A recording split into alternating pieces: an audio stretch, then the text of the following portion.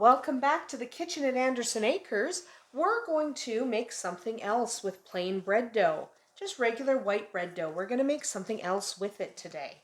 Because I have had a few people ask, they would like other things to do other than loaves and buns. So we made pull-apart bread the other day, but today we're going to make bagels. Yes, you can make it with just plain white bread dough. I do have recipes for bagels that have specific types of dough, but you can just use a regular dough. You can use almost any dough to make a bagel. So we're just going to use plain white dough. If you want the recipe for this, it's going to pop up in your screen right about now. If you're not sure how to put all those ingredients together to get a dough like this, then I will link to the video in the description of me making bread dough. But for now, we're going to make bagels. So in order to make bagels, we do need to roll out our dough. I like this particular rolling pin because it stops me from rolling it too thin. You can take these off and you can make your dough, your rolling pin smaller just by removing some of these rings.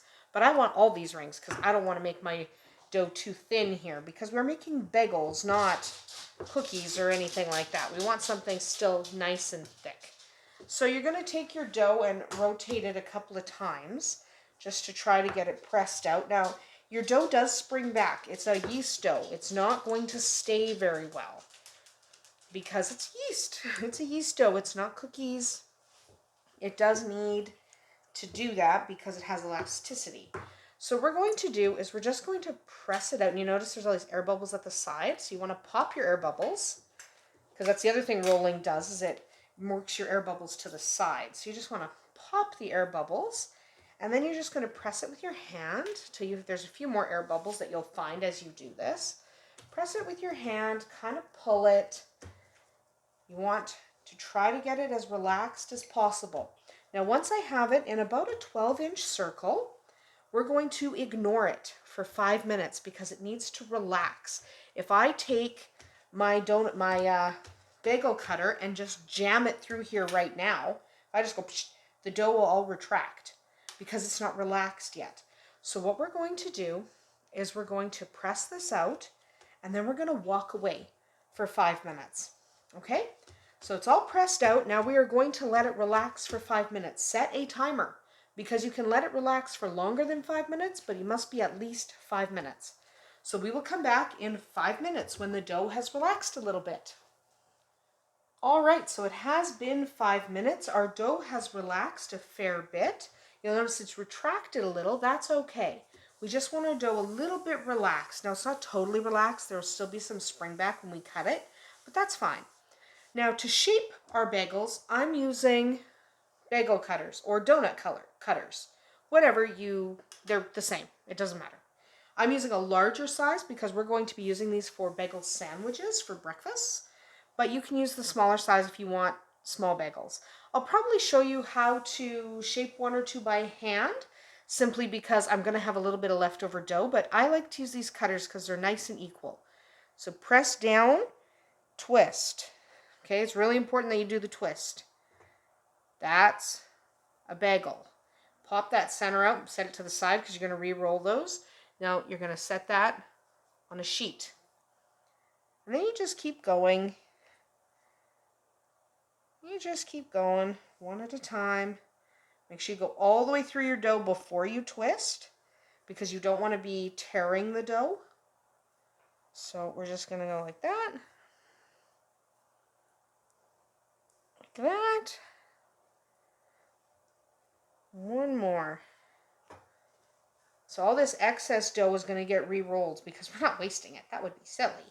So all of these and all of these centers, so you just pull the centers out. They all go together. And we're just going to take these and lay them on our sheet. Okay, so you'll probably get, depending on exactly how you cut it, you'll probably get between 6 and 8 bagels out of the first cut. So now what you need to do is kind of knead this a little bit to make it one dough because, you know, it's all from getting all cut. So you don't want that. Get my way. So you just knead this like this. Now, before you can roll this out again, you have to let it relax, because if I try and roll it out again now, it's not going to. So once you have it a pretty uniform ball, you let it sit for 5 minutes. Okay, it's got to relax. So again, we're going to set a timer, 5 to 10 minutes. Do not try to roll this before those 5 minutes have passed. So we'll be back in another 5 minutes. All right, it's been 5 more minutes. This dough has relaxed a little bit. So we're just going to take our rolling pin and squash it again. Make sure to rotate it, just that you are getting every bit of it. And then we're going to, again, press it with our hands. Now, you're not going to do a 12-inch circle this time. You're probably only doing a 6 to 8-inch circle, depending on the size of your dough that you have left. So I'm going to push it to an 8-inch circle on purpose so that it can retract. And then remember, we're going to let it relax for another 5 minutes. Okay, it's really important that it get that chance to relax. So I've pressed it out. Now we're going to leave it alone. So again, we'll come back in 5 more minutes. So our dough has relaxed again. So we're just going to manipulate it a little bit, because I want to cut 2 out of this, or 3. So we're just going to kind of manipulate the shape so it's more vertical than round. Probably can only get 2 out of this, but we'll try. So push down, turn. Push down, turn. Now, because these ones are a little bit wonky on top, I'm actually going to flip them over. You flip them over, place them on the tray. So now you've got this little bit. Just kind of knead it till it becomes itself again. Now we're again going to have to let this sit for 5 minutes, because we've just compressed it. Got it all wonky. So make yourself a little ball. Kind of roll it about a little. Now we're just going to let that one sit. 5 more minutes. Last 5 minutes, I promise. All right, 5 more minutes have passed, and we're just going to turn this into 2. Easy enough. You just chop it down the middle. No big deal. Now we're going to make 2 more bagels. These ones we're going to form by hand, because I can't force this into a shape large enough for this. You're going to get down to 1 or 2 that you have to shape by hand no matter what. So kind of flatten it out a little bit, then push your thumb right through the middle. Just tear a hole. Just tear a hole. Kind of smash it a little bit. It doesn't have to be perfect, because they're bagels. You're going to eat them. But just try to make sure it's a uniform thickness throughout. Spread it out a little bit. Push it down. You know, just do your best. That looks fine. Put it on your sheet. Same deal here. You just push your thumb through the middle. Try to get a uniform thickness. Push it down so you can kind of see what kind of shape you have. Do your best. It doesn't matter. You're going to eat them. They're delicious. So once they're all on your cookie sheet or your baking sheet, whatever you have, you can now set these aside for 30 to 45 minutes so that they rise. You do want them to rise. You don't want to just try and cook them now. And there are 2 stages of cooking bagels. You have to boil them, and then you have to bake them. So for right now, we're just going to set these aside to rise, 30 to 45 minutes. We will come back when that has finished. You will know they're done rising when they're almost double in size. So depending on the humidity at home, you might have to leave them a little longer. Around here, it'll be 30 to 45 minutes. We'll come back and check on them then. So we are over here at the stove because we're going to be boiling these now risen bagels. So they look pretty good right now.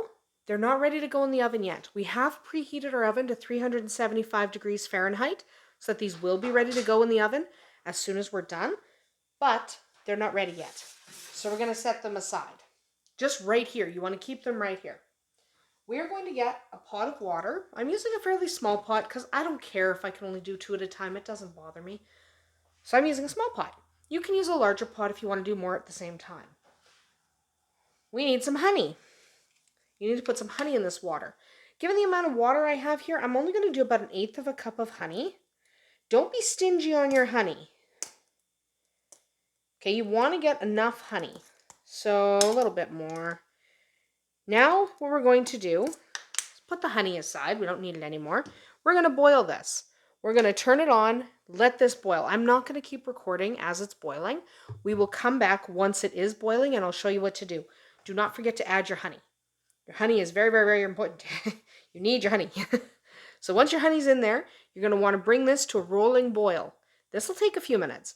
While you're waiting for this to boil is a good time to preheat your oven to 375 degrees Fahrenheit. In the meantime, your bagels are still just going to sit here. Okay, they're just going to sit off to the side. The other thing you're going to need is a slotted spoon. So while you're waiting for this to boil, go grab your slotted spoon so you'll be able to fish your bagels back out. Back in a minute. All right, our water is obviously at a rolling boil now. Our oven is preheated to 375 and we have our slotted spoon. The slotted spoon is just for fishing them out. We don't need it to put them in. So what we're going to do is we are going to take one at a time. Okay, one bagel at a time. Drop it down like that. So you're face down, you're top down. Wait for about 10 seconds or so. And give it a flip. Okay? And then you're going to wait about another 10 seconds. So it doesn't need a ton of time. What you're doing is you're just getting it bathed in the water. Now while I'm doing this, somebody is going to ask, and I know they are, why do we boil them? Well, there's actually a really good reason for that. Think about when you bite into a bagel. How does it feel in your mouth? Now, it's going to be chewy. That's the point of a bagel, right? You want it to be, if it's not chewy, it's just bread in a circle. We don't want bread in a circle. We want a bagel. So the boiling is what gives it that chewy texture. It has that in common with a pretzel. You want that chewy texture right from the beginning. Okay, I'm just going to grab another one so it can go in as soon as this one gets pulled. But you want that chewy texture. It's the thing you look for in a bagel. Without that chewy texture, it's no good. So that's why we boil. Someone is also going to ask me, why do we boil in honey? Why did we add the honey? Again, think about how a bagel tastes in your mouth. Not a artisan bagel, not one that's got poppy seeds on it or an everything bagel or anything like that. Think of when you bite into a plain bagel. Okay? All those other bagels are usually boiled in a honey as well. But think about a plain bagel. It doesn't taste like just chewy bread. It certainly does not. Okay, it definitely has another flavor. That slightly sweet flavor that you taste, that's honey. Now, not all bagels are boiled in honey, but it's the best way to imitate some of the bagels that you've bought. If you don't do the boiling and you don't add the honey, you might be a little bit disappointed. It doesn't take much effort to add the honey to the water before you start boiling, and it goes really, really well. Okay, you can see there's a slight yellow tinge to my water. That is both from the honey and from the actual bagel. As you boil them, the starch and the flour have a reaction, and you get slightly yellowing of the water. That's fine. Don't worry about it. That's normal. It happens every time. You haven't done anything wrong. You have both honey in there, and you have the leakage of the flour and stuff. It'll happen when you make pretzels too. You have a little chemical reaction happening because pretzels have baking soda in the water. So you'll have a little bit of a chemical reaction happening. And when that happens, sometimes you get a slightly color tinge to the water. That's fine. It's normal. So yes, you definitely want to boil your bagels. And yeah, sometimes we make a mess. That's fine. Baking sometimes makes a mess. It's fine. We get water everywhere. It's not a big deal. So you definitely want to do the boiling. Absolutely need to boil your bagels. You can boil more than one at once if you like. Like I can put another one in right now. It's not that big a deal. I'm going to scoop that one out. You just don't want to put so many that you crowd your pan. So like I'm not going to put this other one in until I flip this guy who does not want to flip. And I'll put him in. And then we'll scoop him out, flip him, put another one in. We only have 3 more to stick in here, so. And you can kind of tell by looking at them. You don't always have to be exactly 10 seconds. It's okay if one is 20 seconds just because that's what it looks like it needs. And it's okay if another one is done in 10. It's not really that big a deal. And we're not going to coat these with anything before they go in. These are just a very basic bagel. Okay, we're not doing anything fancy with these ones. They're just themselves. We will, in later videos, I will do more specific bagel recipes that sometimes you need a specific dough to make. But I'm not doing that today. I'm not all that concerned. These are just a basic bagel that you can make at home that you don't need any special ingredients for, because everything in here you have in your cupboard already. Just going to line these up. So this is the last one. When you flip the last one, you might as well shut your boiling water off because you don't need it anymore. And then we're just going to give that one another few seconds. Scoop. Okay, our bagels are now ready to go in the oven. They are partially cooked already because we did just boil them. So it's not like they haven't been cooked at all. So they're only going to need about 20 minutes. Take that off the element. They're only going to need about 20 minutes at 375 degrees Fahrenheit. So that's what I'm going to do. I'm going to pop them in the oven and we're going to come back in 20 minutes and see how they're looking. And there are our finished bagels. They baked for 20 minutes at 375 and they look good and they smell great and they're going to taste even better. So I hope you try to make some bagels at home. This is a very simple recipe, no trouble at all. Hopefully you'll join us next time. I'm not sure what we're making next time, but I'm sure it'll be delicious. See you tomorrow.